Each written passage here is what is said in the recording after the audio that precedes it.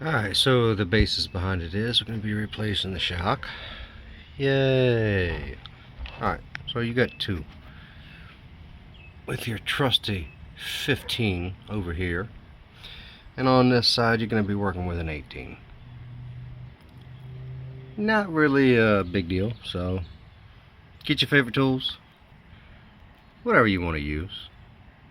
Just make sure you got it locked down. Take that off, top and bottom. There's one there, and you can barely see it on the other side, but it's over there. You can get to it from the top.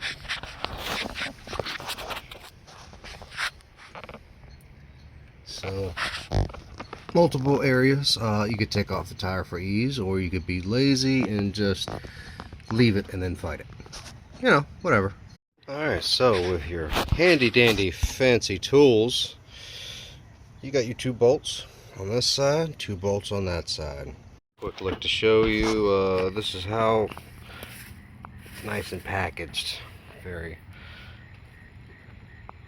easy for you, right? Can't go wrong. Before I completely forget, if you don't notice right here, that separating cover it's got, make sure that's on the top. Now here's the fun part. If anybody noticed in the last one, I hooked up the bottom of this first and I left it attached. Well, if it wasn't for the fact I got a handy dandy camera person right now, it'd be a lot harder to show you this. So here's the reason why. And make sure you have a bolt ready.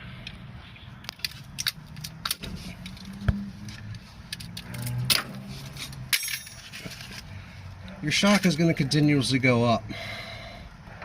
So that's pretty straightforward. And even if you do miss, you can pull it down by hand if you want to. So that's pretty much it. And that's all you really have to do. Put your bolts on the other side, call it a good day, and hope you can pass your inspection. It's going to be a really quick recap. On your shocks, you're going to have a bolt here, in awkward places.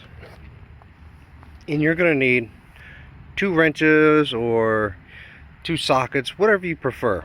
The only thing that matters is you need to have one that's an 18 and one that's a 15. So you'll have one on each side. They'll be awkward as shit to get to. And make sure your cover is just like it sits right here. And if it doesn't expand like this one is not expanding, that means your shock is bad.